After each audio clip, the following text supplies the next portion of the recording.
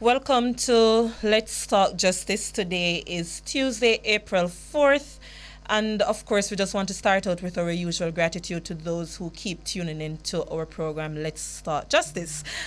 So thank you again. My name is Michael Jackson, Executive Director of Jamaicans for Justice. And I'm Jade Williams, the Policy and Advocacy Specialist at Jamaicans for Justice. Now, we're going to be discussing the roadmap towards constitutional reform. And can I tell you? Kel, you're already grinning. No, you must understand. If you've watched certain documentary, and when Jamaica gained its independence in 1962, there was a jubilee moment. Mm-hmm. And can I tell you, the moment we get rid of the monarchy is the day I think I will be absolutely crying. It will have that. My son thinks I'm absolutely weird, but it's fine. I will own it. I think it's going to be a proud moment for us to say that we're truly your ancestral liberation. Absolutely. I think it's something that really focuses on human dignity given our past of enslavement by the United Kingdom. Yes? Yes, I agree. The symbolism of it cannot be understated. But it's beyond symbolism, though, because, you know, there was a staff member of JFJ that whenever we're putting out our position paper, we'll always say executive overreach.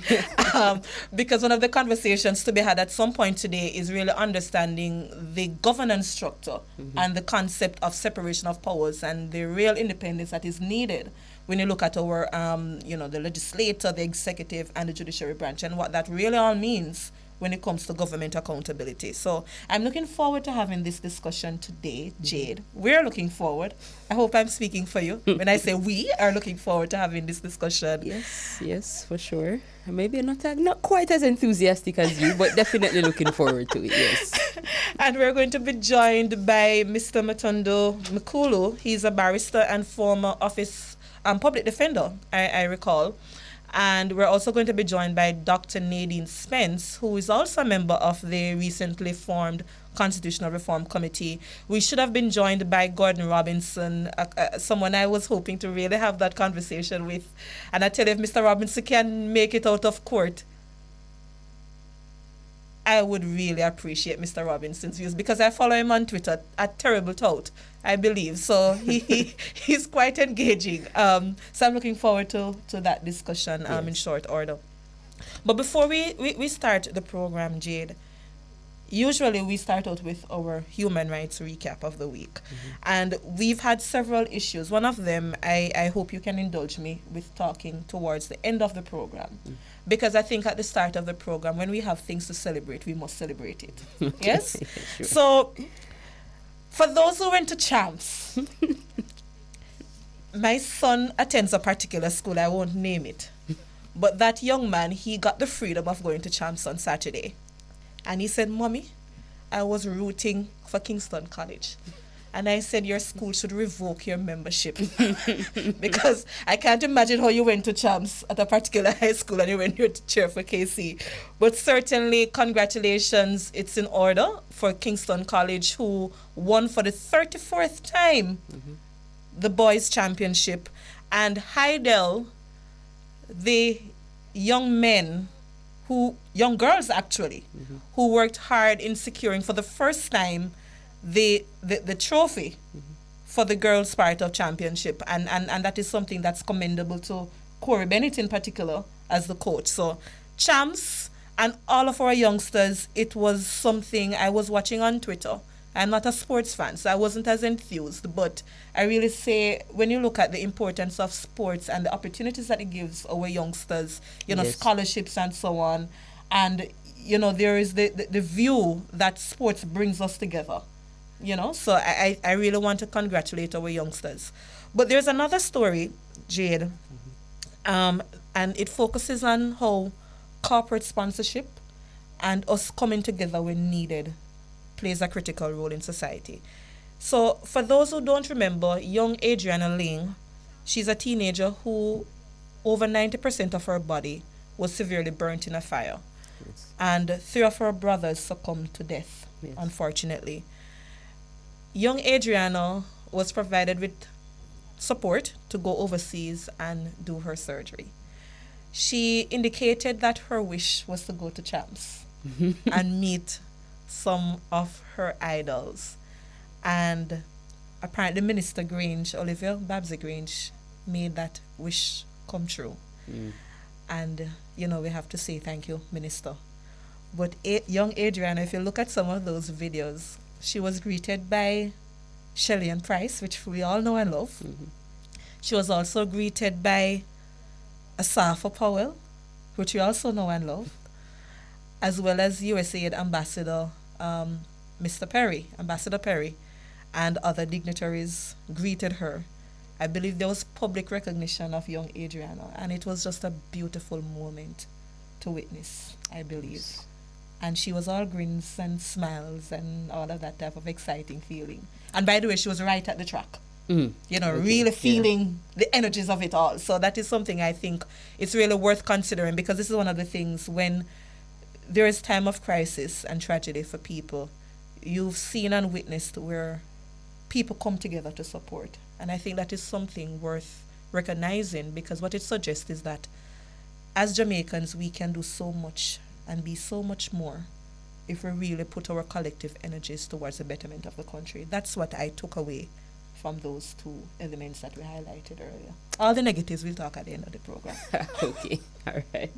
Well, yes, I agree, and I'm glad to see that Adriana is recovering well, and recovering well enough to be at champs in all of the excitement. So so we'll go straight into our human rights of the week.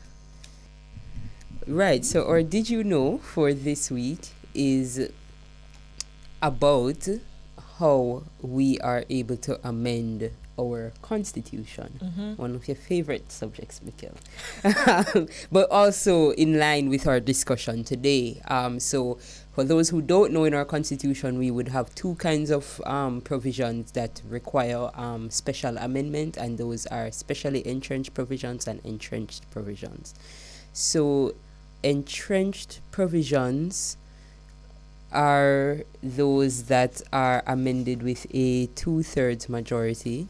However, specially entrenched provisions have to also have a referendum, and if the Senate refuses to pass the bill, then it has to be twice sent to the House of Representatives, and then may be put before the voters again at referendum.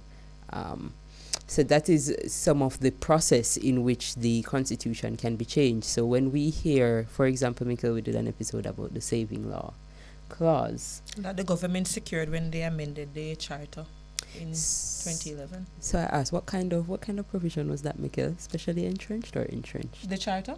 Yes. It's an entrenched provision. And so that would require what? 2/3 majority. Okay. Thank you very much. Oh, you're putting me on in the test spot? Yes, my absolutely. God, can you imagine if my politics students were watching and I got anything incorrect? Yes, I need to sharpen my skills today, you see, and puff up and carry on with excitement. Have to give them a little something just in case to catch Miss Jackson.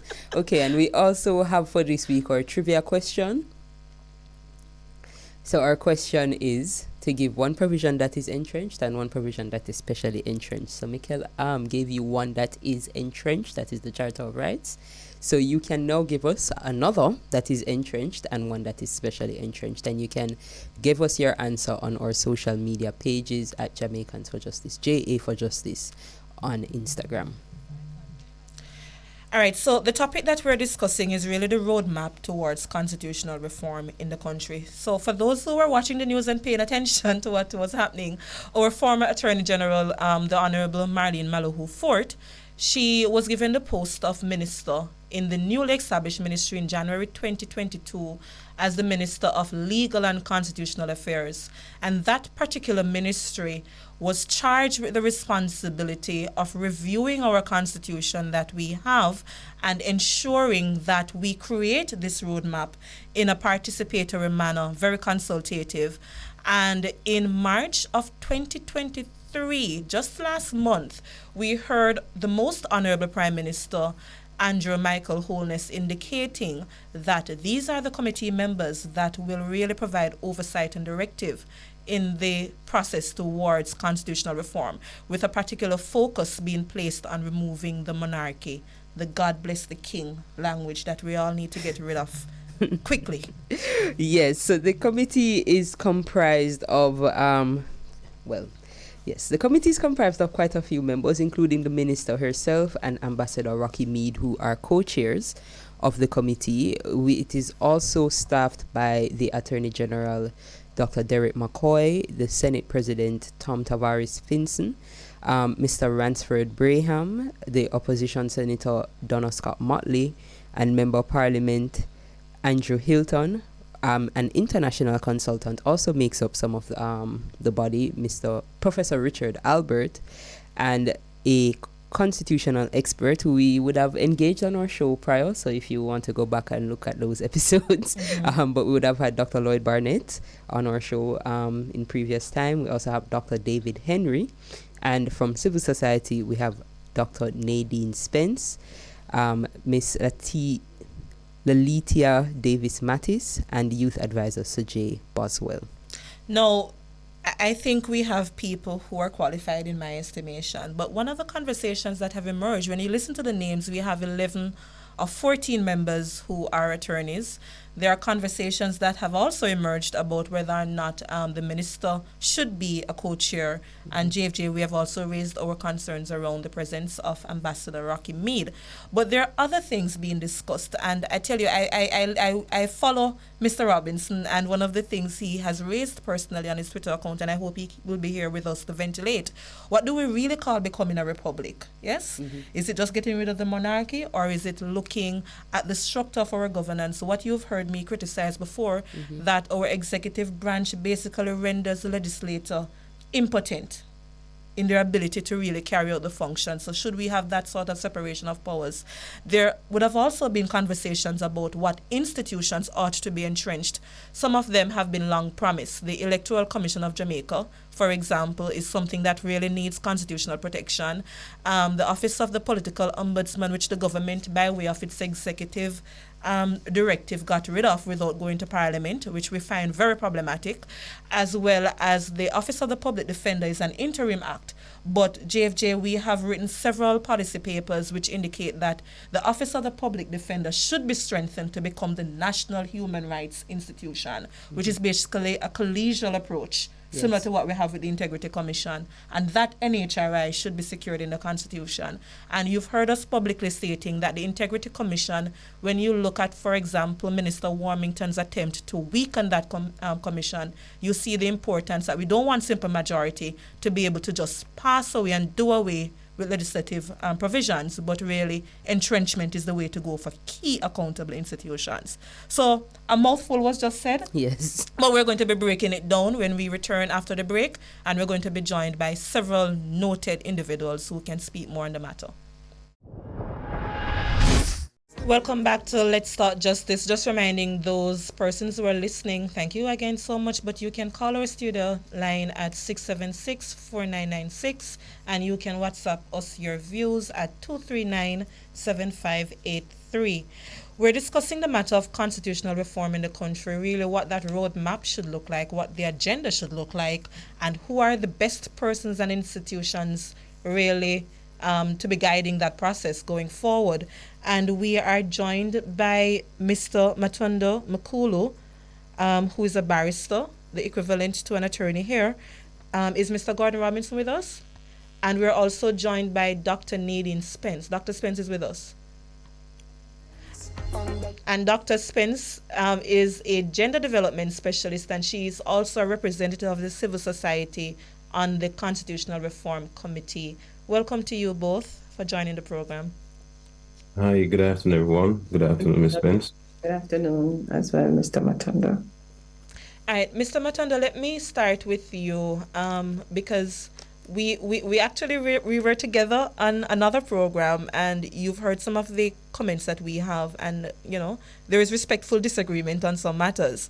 But let me start with you by you just indicating to us what is your initial reaction to the structure of the committee and perhaps the TOR if you've had a chance to read through. Is it the structure? You mean the membership? The membership, yes. Well, I certainly wouldn't have the president of the Senate on it. It's not in keeping with my understanding of good governance, because the president of the Senate will obviously have to go back into the Senate into the Senate to then regulate affairs. And so I don't think, and this is not any personal reflection or attack on the current president of the Senate. I don't Absolutely. think that should be there. There are notable persons there who I think will bring sufficient experience in terms of their ability and experience in dealing with constitutional affairs. I suspect the names that come to mind: Dr. Barnett, Hugh Small, Professor Albert. I've read some of his stuff since he's been announced, and yes, he has a contribution to make, but I still think that the chair of this committee ought to have been a law professor from the Caribbean. It's a bit obvious why, but if it needs to be restated, I find from my little journey on earth that when it comes to constitutional issues, and especially in the Caribbean jurisdiction, you find that the law professors tend to engage more often than some of the practitioners with the constitutional issues. And so I'd want a law professor to chair the committee. Certainly not a minister who has set up the committee. That there's nothing. It's as if you've set up a committee, and then you want to literally be there to ensure that it comes and does produce a particular outcome, rather than the reporting process to the minister.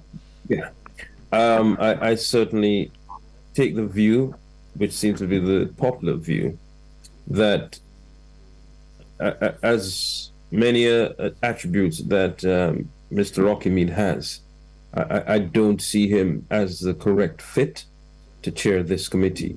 Is not. I would also have, if you like, a sort of a sort of vacant position on the chair, where I take in experts as opposed to having a so that you can get a view of an expert on one particular issue. Perhaps in keeping with the phases you're speaking? Well, yes, even so.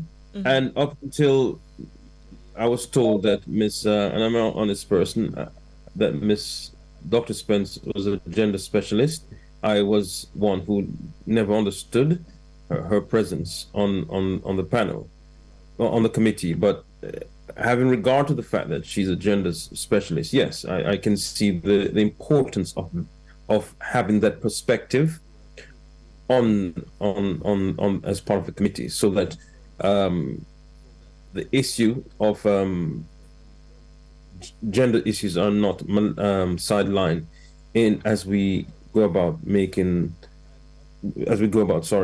reforming our constitution. In terms of the terms of reference, I think the timeline, for example, the phase 1, 2 months. I know why they have indicated 2 months and what's influencing it. It's really, in a nutshell, the fact that the two political parties seem to have agreed that they want a Westminster style replacement of the constitutional monarchy. And so what we're going to replace the constitutional monarchy, but at the same time we're saying, well, we've all agreed, as in the political parties have agreed, that this will be replaced by not an executive president, but a ceremonial president. And I personally just don't think that 1 to 2 months is sufficient. And secondly, the people of Jamaica have not really had an opportunity to think about the choice between a ceremonial presidency and an executive presidency, what that means in terms of really reshaping our governance structure. There's a lot to be said about an executive president who can for example, looking at what obtains in Guyana, who can select members to be part of a cabinet, not necessarily persons who would have competed and won a seat in the House of Representatives or their National Assembly. Let us pause on that for a second, Mr. McCullough, because I want us to go through, because there may have been areas of consensus in the past, but I think as the Jamaican people become a little bit more educated and informed on the process, we're not all in keeping with that non-executive ceremonial president. So I want us to probe that. But Dr. Spence, congratulations on your appointment, gender development specialist and representing the civil society. Can you just explain to us what the phases mean and what we can expect? I think the committee has met, you can guide us, I think 2 times, but you can correct us. What were some of those discussions like? Whatever you can share. Okay, thanks for the invitation. Yes, the phases, as you would have referred to, the first phase is about dealing with those. And let me read from the TORs, the matters within the constitutions that are considered deeply entrenched. That is, those matters for which, having deliberated and gone to the Parliament and to, including the Senate, the people would vote through a referendum. So that's the first phase of the discussions that the Constitutional Reform Committee is currently engaged in. And then the second, and that includes matters related to repatriation or patriation of the Constitution of Jamaica, abolition of the constitutional monarchy, establishment of the Republic of Jamaica, and all matters within the deeply entrenched provisions of the Constitution for which a referendum is required to amend. So that's the first phase. The second phase is looking at wordings and provisions of the Charter of Fundamental Rights and Freedom set out in Chapter 3, and the other ordinarily entrenched provisions of the Constitution for which amendments are desired and required.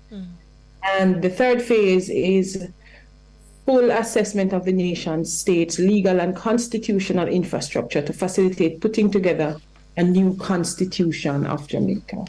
So as per our terms of reference, that is what the phases look like. We have met twice. The first was just the committee coming together, being introduced to the terms of reference, initial conversations as to what the expectations are of the members, but also hearing from the Prime Minister, who had brief remarks to make as to what the government's expectations are.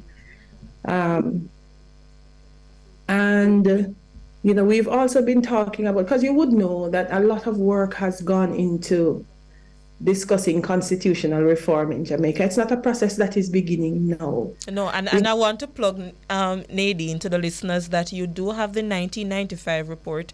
It makes a very good reading. It's on the Jambar's website, actually, and you have the recommendation report later on that was reviewing specifically the charter at that time and the unfinished business. And dare I say, there is a report from the Caribbean Vulnerable Communities called Unfinished Business that we can share here at JFJ, but it should be online. Just want to advise the listeners, Nadine. Sorry. Right. So it's important for Jamaicans to understand that there is detailed work that has gone into this matter. And if, becoming myself very familiar, I can show you the document that has been prepared. I'm going to show you because it's not an easy document. I'm reading it every day. This is the document that we are as members. Oh, you're going back to school? Literally going back to school. We're looking at we're looking at the process, the constitutional reform process in Barbados. We're looking at the Dominican Constitution. We're looking at constitutions in different places across the world. Those reports that we have seen before from our reform processes in Jamaica. And just, writings on constitutional reform and as always, the encouragement for us to continue to read and to see what has happened in other parts of the world. Dr. Spence, we're going to pick up with you. Mr. McCullough, please stay with us. We're going to take the break. We're behind. Welcome back to Let's Talk Justice. Today we're discussing the Constitutional Reform Committee, and we are joined by Barrister Matondo Makulo and Dr. Nadine Spence, who is a member of the committee. Dr. Spence, I just wanted to pick up with you on your role on the committee. So you're a gender specialist. And we know what that means. Yes, we know what that means in the NGO space. But for our listeners and our fellow Jamaicans, what would your role in particular look like on the committee? Well, one of the things that I think accompanies one who is labeled gender specialist, and I have I guess it's more than labeling. I like this. When I was asked at the committee, what is it that I think I could bring? What I talked about is this matter of citizenship and who counts and who gets regarded as a citizen, and who, when we talk about citizens' rights, which citizens are included and which ones are excluded, and to look at how the full gamut of rights that we speak about as it relates to this matter of the Constitution and who it speaks to, how different people need to be looked after, given regard for when we construct a constitution which details people's rights. So that's how I see it. I'm concerned with the matter of citizenship and the quality of citizenship. I'm also concerned with the matter of democracy and how democracy is executed such that all of those who are expected to be beneficiaries of the democratic process are able to share in the goods of democracy, in its deliverables. So perhaps looking more with some more direct approach, participatory approach going forward. Exactly. I also chair the Public Engagement and Communications Committee, and that is, I'm literally sitting at my desk working out, how are we proceeding as it relates to ensuring that the public is involved, that civil society organization, the voice of civil society is heard, that citizens who want to speak to the commission can speak to the committee, that it's not limited to Kingston, that we take it, the committee on the road, that different age group of people can speak to it, people with different abilities can also have a say, that as long as a Jamaican wants to say something, there's an avenue for them to express it. That's also one of the responsibilities that I have. Perfect. And I am sitting down now, working it out, making sure that those people who have articulated a perspective get the opportunity to be heard, and those people who perhaps don't know that they have a perspective yet are informed enough so that they begin to develop a perspective and perhaps get the opportunity to be heard. Great. So I have to ask, as we would agree that the public education around this issue is extremely necessary, but contrasting the timeline for phase 1 with those plans for public education, at what point would they fit in that 2-month period? Well, I've been just yesterday I had a conversation, and Sunday we met as a public education engagement and communication committee. Just Sunday we met and we did some deliberation. Yesterday I spoke with the permanent secretary and the co-chair about what are some of the resources that are going to be needed and how we go about pulling things together and moving through. Some things are already happening, and we expect that we are going to be really very active. Just now we have I'm putting together a list of things that we are going to put out there in the public so that people can start sharing their ideas and opinion on social media, to an email address and so on. So we are currently working on ensuring that Jamaicans from all walks of life can get an opportunity to speak, to be heard, or hear from the committee. Now, I don't necessarily have the power to decide on the timeline just yet. We are navigating what realities we are given right now. But we are also making sure that Jamaicans get the opportunity to be engaged as fully and as thoroughly as possible. Thank you. Mr. Makulu, still with us? Yes, I am. On the matter of the president, I just want to pick up on that conversation because it's a sticking point. There was a tweet that was made by one of the members recently that the committee has reached a consensus on the removal of the monarchy. And while there was some consensus in that report in the past, you heard Dr. Spence outlining the participatory process that is being proposed. But my question is it a tad bit too late for the first phase? Or is it more public education on what has been decided? And should the public have a say in the type of president that we want? And if you can outline to us what are some of the powers, the reserve powers as you may call it, that we would want perhaps a president to have going forward?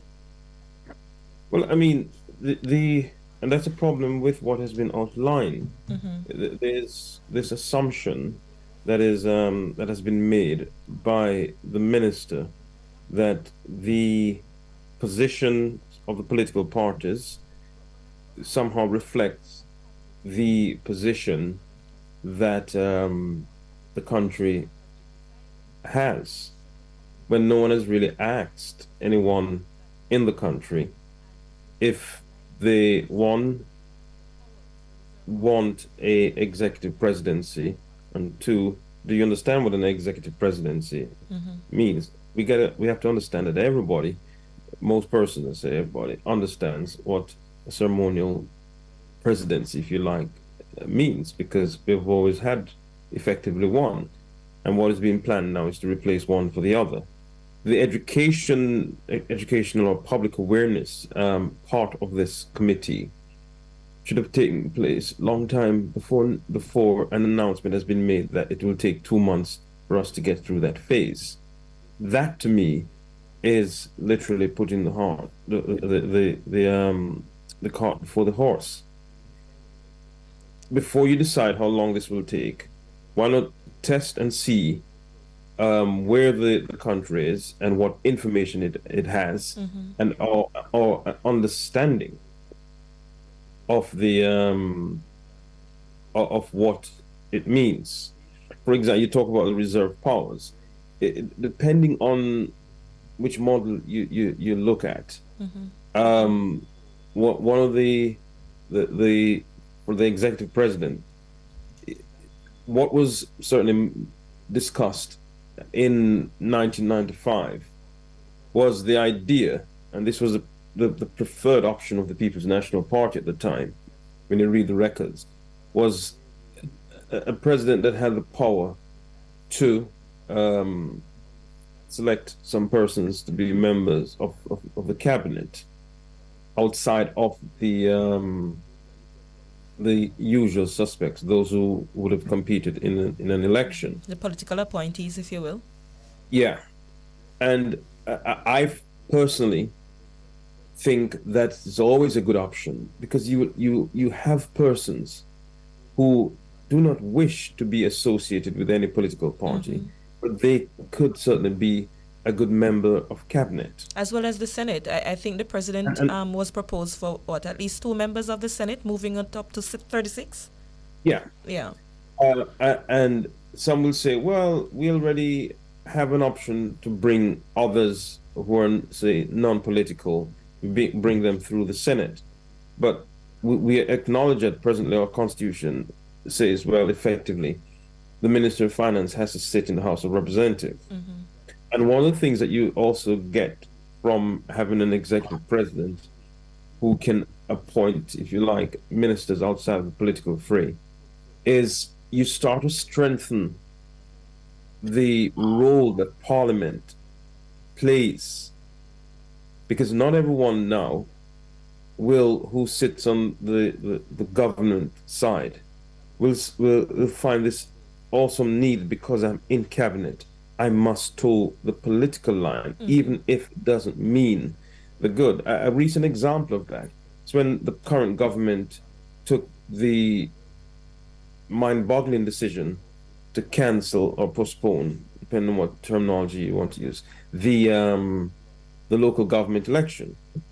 And everyone on the government side, irrespective of how silly the reason, I don't have any other adjective to describe, silly the reasons postponing sounded, everyone on that side stood up and voted for a postponement that all of us, who are all the citizens, could see. This didn't make any sense. Yeah. When you have a governance structure that does not give the executive or the cabinet that awesome power in Parliament now suddenly, hopefully, becomes a body that will keep the executive in check, because that was always the original intention, the design. But right now we have the decisions made at the cabinet, then you go to Parliament, and it's a rubber stamping at both the lower and the upper house. Yes. Yeah. But you see, and that is why, that's a problem I have with this committee now. It is not, certainly at phase one, it is not one that will bring home a reform of the executive power in a radical way. They're literally following the Barbados model. And that's a disappointment. It is a disappointment. Yes. Dr. Spence, you've heard Mr. McCullough mention, and it's a position that we share, a concern actually. Because when you listen to people, Jade, and we would have been monitoring Twitter and the other social media, people have indicated that if I'm just getting a ceremonial president, my taxpayer money won't be going towards that. So we might as well keep the GG. So I'll be voting no in a referendum. So, Dr. Spence, I'm not sure, and I don't want to put you in a position of speaking perhaps on matters that you can't, but you can guide us through, certainly. I'm not sure where you stand. I think you touched on it a little bit earlier, where perhaps some advocacy at the committee level could be had, that perhaps that timeline would need shifting. Because when we look at other models of constitutional reform, you see where you felt the pulse of the people, what their current knowledge entails, what they would want, before you fully launch that public education, or perhaps the public education would have been launched before we decide that a bill will be tabled in 2 months' time. I'm not sure where your personal position stands on that particular matter, if you can say so. I think that, if you'll allow me, I'll say this, that invariably what is going to happen in this first phase of the reform process is that Jamaicans are going to decide one way or the other. Whether or not they agree, because a referendum is going to be the Jamaicans speaking to that, right? Yeah, but Nadine, I want to be able to cry to say we get rid of the monarchy, so I don't want to set us up for failure, if you will. No, but I'm saying that in any case, the Jamaican people are going to vote. So I think whether or not that process is engaged sufficiently so that they know what it is specifically they're voting for, they're speaking to, is going to be critical to the committee's work, right? Because if that conversation is not had in a way that has as much people engaged in it and are clear on what the paths are, then we are likely to see a particular kind of outcome that we might not want.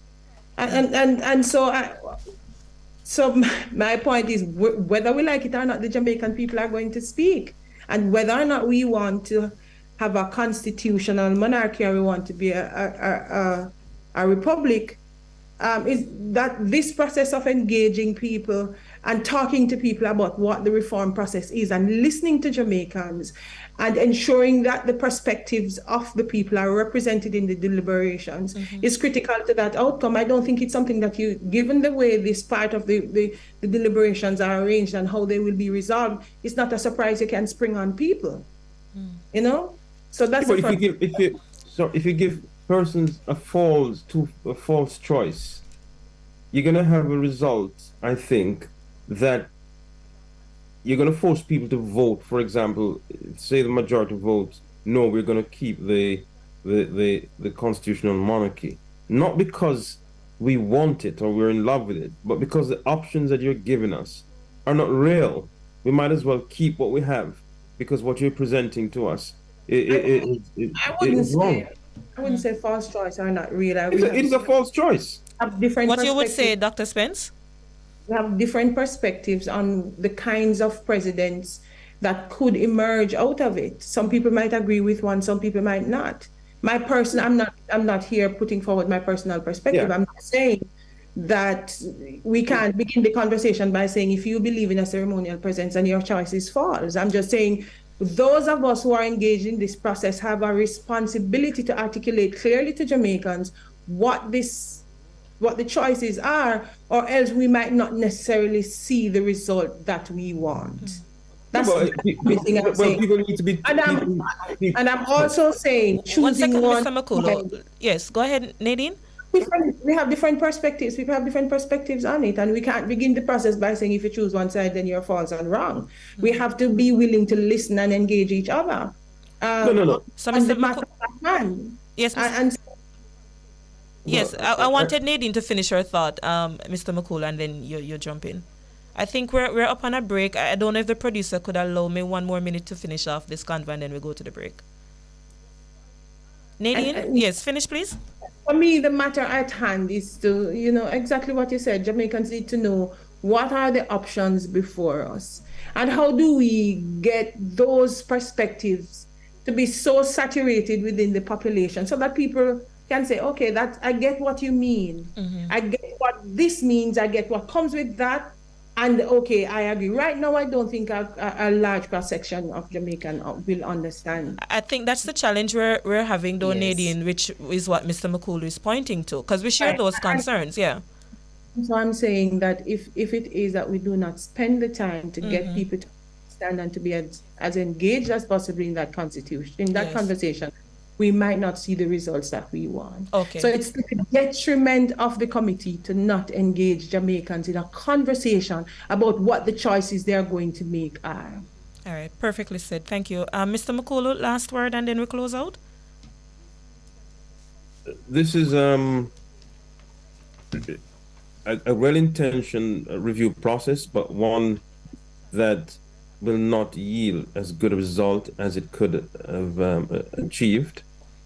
It has been done in haste to satisfy political ends, and I hope as the process unfolds, the first phase, that good sense will prevail, and then we start discussing what republicanism really means. Mm-hmm. Which includes electoral reform, which is something I think, And I agree with what you say in terms of getting the other institutions entrenched in the Constitution, the very ones that you've mentioned. But phase one is frankly doomed to fail, and I'm not trying to be a doomsday preacher. It is doomed to fail because our people are not sufficiently informed, and you cannot undertake such an important reform in 2 months. It's nonsensical. All right, thank you so much. That was Matondo McCullough, barrister, aka attorney at law, and he was well represented in Jamaica before he took leave. And Dr. Nadine Spence, a friend of JFJ's, gender development specialist and member on the Constitutional Reform Committee. Thanks to you both for joining us. We take the break. Welcome back to Let's Talk Justice. We just had a very interesting discussion with Mr. Matondo McCullough and Dr. Nadine Spence on our recently appointed Constitutional Reform Committee. I do have quite a few public views from our IG pages. Also, one of these comments is in relation to the interview that was happening with both persons. So this first one from Nico, I'm not going to try to do the entire IG handle, but from Nico, in response to, do we think there's enough public education going on around the constitutional reform process? And he says, what is constitutional reform? The government of Jamaica has always treated the citizens with intellectual contempt and has manufactured consent using various tactics such as limited Well, I think he wants to say information. The question is almost redundant, as the government clearly has not even begun to educate Jamaicans on this constitutional reform, quote unquote. A democratic republic is no different than the sham constitutional democracy that we currently have. What Jamaica needs to embrace is a constitutional republic so that we can finally be free from the tyranny of the quote unquote elected minority. And then we have Ms. Lena White saying, not hearing much in relation to the public education question. There has been no public forum for discussion, and no idea of what is happening or the time frame of what is happening, and no talk of public involvement except for the referendum.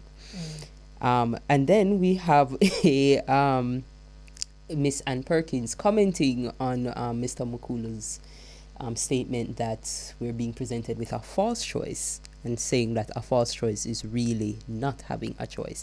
And I think one thing that I wanted to clarify, I hope I'm not overstepping by clarifying this, but I think Mr. Mukulu was really trying to push Dr. Spence into saying whether or not the education would detail the differences between a ceremonial versus an executive quite frankly, president. I'm not sure, because a bill is going to be presented to Parliament. Yes. And I think, and as I said earlier, people have already indicated that if this is what you're presenting to me, then I'm going to be voting no. Because what a lot of people don't understand is that the Governor General, by law, has awesome powers already. And, when we look at it, is that what we want going forward, as well as more reserve powers, as Mr. Mukulu was outlining for us? So these are the types of discussions that we want. Yes. Because I've heard persons say again, if we're not going to be paying our tax money to somebody to walk and kiss baby and just open Parliament. Yes, that's certainly not the kind of thing that we need right now. That's what people have said quite simply. Yes. But beyond that, Jade, I'm very concerned about the writing of this TOR, because it almost suggests that I'm definitely moving towards this constitutional monarchy, but removing it rather, but focusing more on an assessment of the key issues going forward. So I don't get a sense around electoral reform, what that really means. Again, the separation of powers conversation. But what is even troubling for us as a human rights organization is that assessment and review of the charter. And yes. I'm saying to the government that any review of that charter must be to strengthen and not to take away. Because the language that they use, and I'm sorry I don't have on my glasses to quickly find it, was basically to refine. I don't know what that means. I believe Nadine read it earlier in the show, but yes. What does refine mean? Refine wasn't the only term. There was also to insert desired. The word desired in was keeping, also there. And when you look at some of the legislation like the bail bill and yes. so on, I'm very concerned about where the government may be headed, because I want to say to our listeners, you have civil and political constitutional rights. Jamaica must get to the stage where we have social and economic rights. Absolutely. For example, your right to education stops at the primary levels. So in other words, you can't say to the government, you're infringing on my right to education beyond primary school. Anything else is a feel-good thing that they provide to you based on statutory provisions. Yes. We want the right to education at tertiary level. We want the right to health.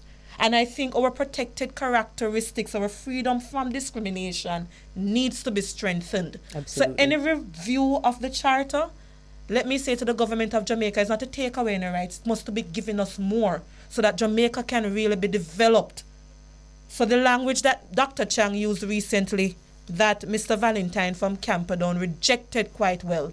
We don't have failing schools in Jamaica. We have an institutional system that makes schools within inner city communities keep on having students based on classism, yes, denial of certain provisions by the state, not having a comprehensive approach. And I think that is what we need more when we talk about constitutional reform. Absolutely. Not just a feel-good, because I believe in this symbolic side of it, the pride as a Jamaican. But I think we need an entire review, Jade, to give me my social and economic rights and a good electoral reform going forward. I have to agree with you. Yeah. And with that impassioned plea, we're going to have to close out the show. We have a regular winner to our trivia, and I'm telling our producer that If Azasaji wins another trivia question without sending in a comment or call on the show, they will forfeit. Right. But Azasaji, congratulations. We are at the end of the show. This was Let's Talk Justice. We'll be back next week at the same time, 1 p.m. I'm Jade Williams. And I'm Mikhail Jackson. Thank you so much to the producer and the technical team at Bridge 99.